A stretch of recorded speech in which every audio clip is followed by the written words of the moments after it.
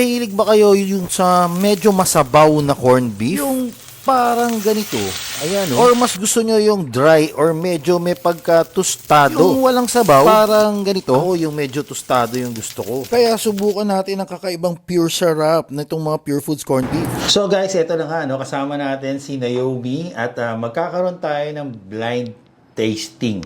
I'm sure familiar ka naman sa mga variants ng Pure Foods corned beef, di ba? Oo, syempre. Pero ang tanong, natikman mo na ba lahat?